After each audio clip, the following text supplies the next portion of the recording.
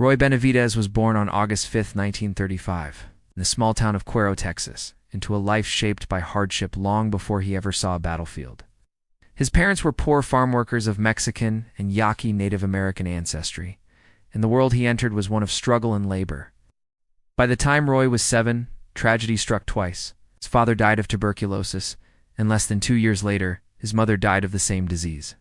The two boys, Roy and his younger brother Roger, were taken in by their grandparents, along with several aunts, uncles, and cousins, who all lived cramped under one roof.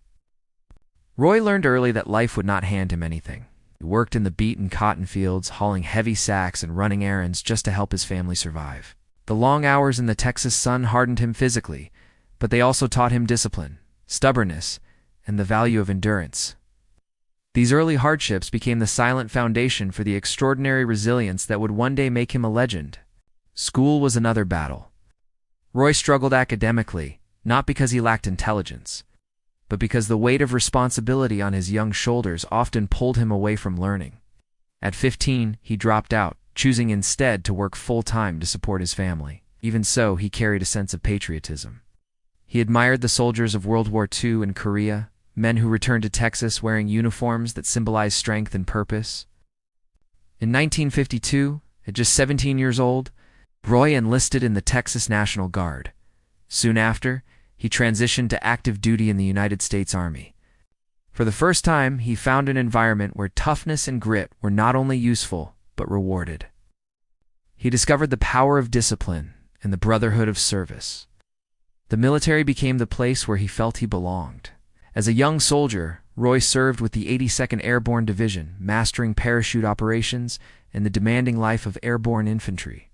His determination drew attention. He refused shortcuts, never complained, and volunteered for the hardest assignments.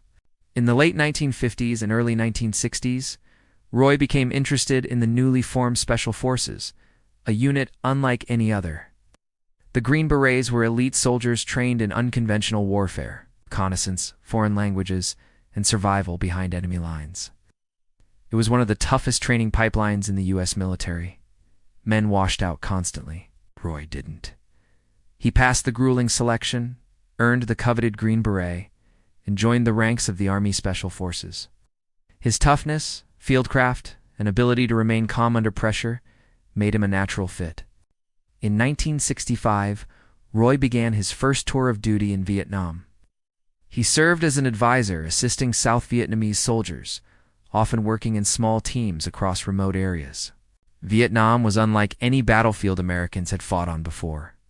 The jungles were thick and alive with insects and humidity. The enemy was relentless and fought with intimate knowledge of the land. Roy saw combat, lived through ambushes, and learned firsthand how brutal the war truly was. During this tour, while on a patrol, Roy stepped on a landmine. The explosion severely damaged his spine and legs. Doctors evacuated him back to the United States, where he was told he would never walk again. Roy was devastated, but his spirit refused to break. During his long recovery at Brooke Army Medical Center, Roy secretly trained himself to walk again. At night, he would pull himself from bed, gripping the rails or using his elbows to move forward. He practiced standing until he collapsed. Nurses told him to stop, but he kept going.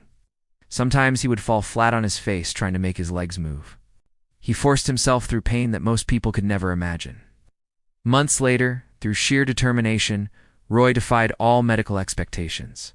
Not only did he walk again, he ran. He requalified for airborne duty and insisted on returning to Vietnam. His doctors could not understand how he had recovered. His comrades simply said, "That's Roy." By 1968, Roy was assigned to the elite MACVS-OG Military Assistance Command, Vietnam Studies and Observations Group. This was one of the most secretive and dangerous units of the war. SOG teams operated in Cambodia, Laos, and North Vietnam areas where American troops were officially not allowed to go. They conducted reconnaissance missions, gathered intelligence, rescued downed pilots, sabotaged enemy supply lines, and engaged in battles that were often hidden from the public. These missions frequently meant facing entire battalions of enemy soldiers, with only a small team of a dozen men or fewer. The survival rate was low. The courage required was immeasurable. On May 2, 1968, 12-man SOG reconnaissance team, composed of American Green Berets and Montagnard tribal fighters, was inserted into a dense jungle area near the Cambodian border. Their mission was to confirm NVA troop buildup. They didn't get far. Almost immediately, they found themselves surrounded by hundreds of North Vietnamese soldiers. Radio transmissions reached the base where Roy was resting. The message described desperate fighting, casualties mounting, and the enemy closing in. When Roy heard the panic in the radio operator's voice, he didn't wait for orders. He grabbed a medical bag, ammunition, and whatever weapons he could carry. He sprinted toward a helicopter, preparing to lift off. He jumped aboard, fully knowing there was a high chance he would not return. As the helicopter approached the battle site, the intensity of the fighting became clear. Smoke rose through the treetops. Gunfire echoed violently. The pilot struggled to find a clearing big enough to land. Enemy fire hammered the aircraft. The helicopter hovered roughly 40 feet above the jungle floor, far too high for a safe exit, but close enough for Roy's decision to be made. Without hesitation, he leaped from the aircraft, could crash through branches, and hit the ground hard. The fall knocked the wind from his lungs, but he pushed himself up instantly, ignoring the pain. Before his boots had fully settled in the mud, he was already running toward the gunfire. Roy sprinted into the kill zone under a rain of bullets. Air around him buzzed with enemy fire as he reached the scattered bodies of his comrades. Several were already dead. Others were bleeding out. Roy dragged the wounded into safer positions, treating their injuries while firing back at the approaching NVA. He administered morphine, applied tourniquets, and shouted instructions even as bullets tore through the foliage.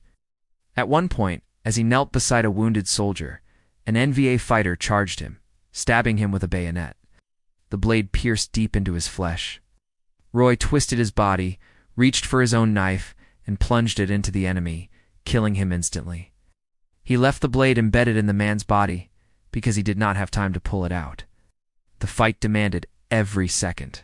Helicopters attempted multiple times to extract the team, but enemy fire was so intense that one aircraft crashed after being riddled with bullets. Roy darted through burning wreckage, dragging survivors away from the flames. Blasts from grenades and mortars sent shrapnel slicing through his skin. Bullets tore into his arms, legs, and torso. He was hit again and again, yet he refused to stop. He fought with enemy weapons when his own ran out of ammunition. He radioed for air support, directed helicopter landings. He reorganized the defensive perimeter. He carried men on his back while firing at enemy soldiers approaching from behind. Every time he thought he had secured the wounded, another assault wave would erupt. The battle dragged on for nearly 6 hours. Roy had lost so much blood that his vision blurred. His jaw was shattered. He could barely breathe from a collapsed lung. But what kept him moving was not adrenaline, was an unbreakable promise that no man would be left behind. When the final extraction helicopter arrived, Roy made multiple runs into open fire to load the wounded. He refused to board until every single survivor was inside. Only then, when he was certain no one remained on the field, did he collapse. The helicopter crew believed he was dead. His body was placed among the dead soldiers inside the aircraft. When they landed at the medical facility, Roy's body was set aside. A medic began to zip him into a body bag. At the last second, Roy spat at the medic, a faint but undeniable signal that he was alive. Shocked, the medic rushed him into the trauma ward. Doctors counted his wounds during emergency treatment. He had been shot at least 37 times. He had shrapnel embedded throughout his body, including his face and skull. He had multiple bayonet wounds. Grenade fragments had torn open several parts of his body. His jaw was broken. He had deep cuts on his arms and legs. The medical staff was astonished he had survived long enough to reach the hospital. The entire mission, including the crash, the firefight, and Roy's actions, remained classified for years. Many of the details could not be released until long after the war. Roy returned to the United States and spent almost a year recovering from his injuries. His body would never fully heal. Pieces of metal would remain inside him for the rest of his life. Despite this, he regained enough strength to continue serving until his retirement in 1976 as a master sergeant. Roy received the Medal of Honor on February 24, 1981, in a ceremony at the White House. President Ronald Reagan personally awarded it, stating afterward that if he told Roy's story as fiction, no one would believe it. Reagan meant it literally. The unthinkable courage Roy displayed seemed beyond human possibility. Roy humbly accepted the award, insisting that the true heroes were the men who did not make it home. After retirement, Roy dedicated his life to speaking to students, encouraging them to stay in school, stay off drugs, and serve their country. He visited military bases, prisons, and youth centers across the nation, using his own life as proof that no hardship was too great to overcome. He continued to suffer from the injuries he sustained in Vietnam. Even decades after the battle, shrapnel still surfaced through his skin. His lungs remained damaged, but he never stopped giving his voice to inspire others. On November 29, 1998, Roy Benavidez passed away from complications related to diabetes and the long-term effects of his injuries. He was 63 years old, was buried at Fort Sam Houston National Cemetery in San Antonio, Texas, with full military honors. Thousands regard him not only as one of the bravest soldiers in American history, but as a symbol of determination, loyalty, and unbreakable spirit. His 6 hours in hell became one of the most extraordinary acts of heroism ever recorded. His life continues to teach the world that courage is not the absence of fear, it is the triumph of duty, honor, and love for one's brothers in the darkest moments imaginable.